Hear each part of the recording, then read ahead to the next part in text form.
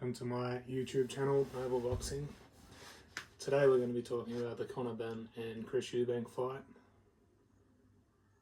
There's been a massive build-up into this fight from when it was first, announced and made 2 years ago, maybe a bit over 2 years ago now. I remember when the fight was first made, it was considered a complete mismatch. Chris Eubank being in his prime, being the lot bigger of a fighter, being the middleweight, where Connor Benn had always fought at welterweight. Yeah, I remember at the start when it was released, I thought that Chris Eubank all the way. I thought Connor Benn had no chance. Then I remember during fight week, it was announced that Connor Benn had tested positive for PEDs. I can't exactly remember what they were, but the fight was postponed. He denied all claims for 2 years. He kind of fought the case, and he had 2 fights over in America during that, where he fought a super welterweight in Assumption preparing for this Chris Eubank fight. It's hard to say. He went from being an explosive puncher, closing the distance with extreme athleticism, and honestly looking like a world beater out of nowhere. He didn't look that impressive through real fights beforehand. It wasn't until the Vargas fight he started looking different, and I think the matchmaking in his career was done great. I think he's been promoted well for fighting older fighters who were past their prime, and has built a very good name, and has built his name off that. In the 2 years since that fight week, with that fight not actually happening, Chris Eubank still continued to make the weight that he was supposed to make, which I am fairly certain was 157 pounds. In my opinion, that was stupid. I think that's had effects going into his next fight. In his next fight, he fought Liam Smith, where I can't say he didn't look himself, because he's always been a bit hands-low, more reflex fighter who will get caught. He's not the most defensive. He's not the greatest defensive fighter. He definitely has holes. But he was always known for having a great chin. And I'm sure Liam Smith can punch, but it looked like Chris Eubank had been in with bigger punches in the past and held up pretty good. And this time he seemed to lose his legs straight away. I think personally it was that weight cut that he had done before. I think that really drains a lot out of you, and I think there's effects for months, maybe even a whole year after that sometimes. He come back and avenged that loss against Liam Smith, he looked good, but Liam Smith was clearly injured in that fight, and has most recently had a fight against Zarameto where he looked hittable. He goes straight back in a line and gets clipped by Zarameto, and it caught him clean. He won that fight. He dominated that fight, and in a weird way we kind of expected more. Zarameto was coming out of retirement for this fight and had not been in a fight of any worth in quite a while.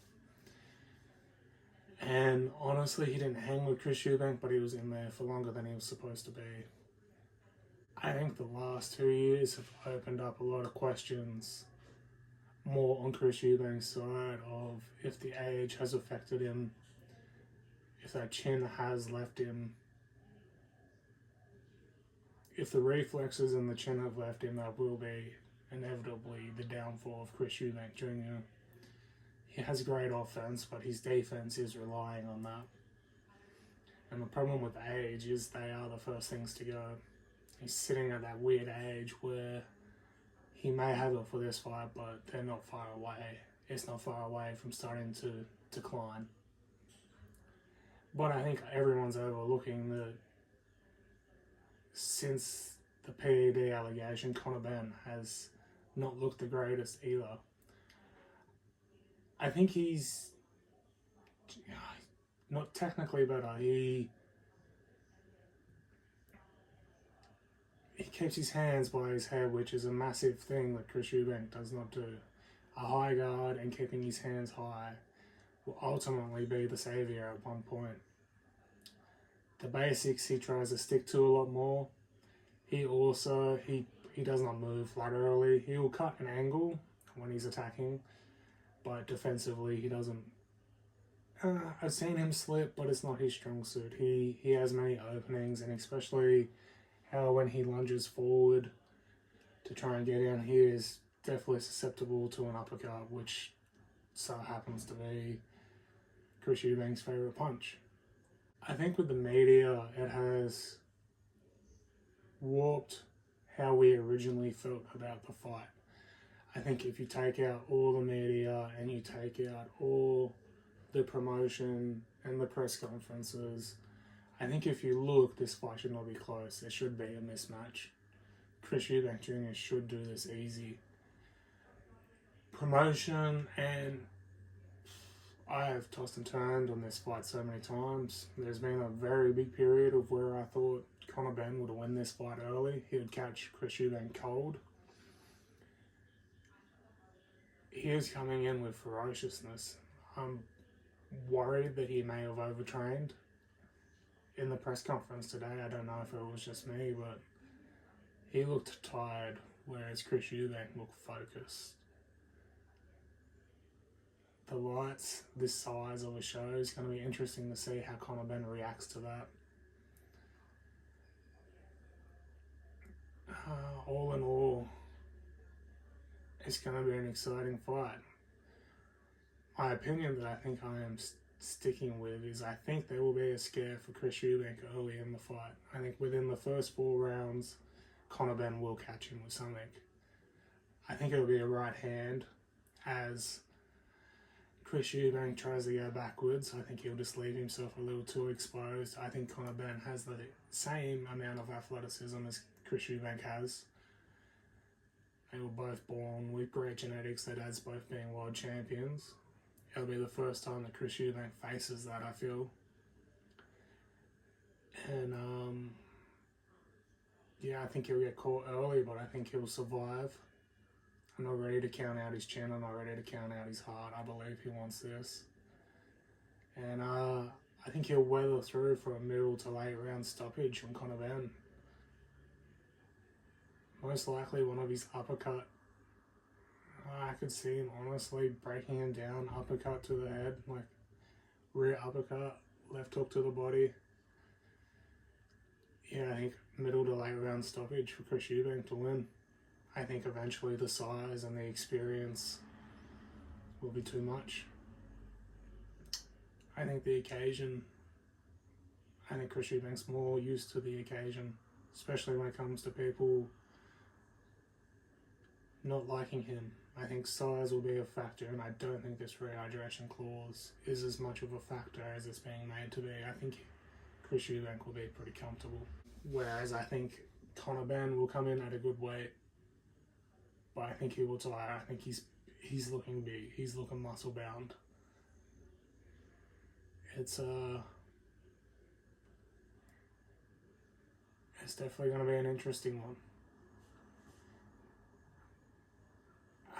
As for the co-main event, I'm expecting Anthony Yard to... Anthony Yard is so hit and miss. Like, sometimes he can be so average, and then he can get in and he can put in... Like, he lost to Beterbiev, but it was a good fight. Like, he can hang his hat on the performance he gave, and then he'll fight such a low level again. Like, I can't work out his career. He needs to just, him and Buatsi, if Yard gets through this, which I think he will, that is a fight that needs to happen 100%. There's no way that they can keep that. Like, I don't understand why fighters do that when they have a clear rival and they avoid it for so long. The fame and the notoriety and the money and how much it could help your career. If Yard gets through Lyndon Arthur, which I believe he will pretty easy, that has to be the next fight.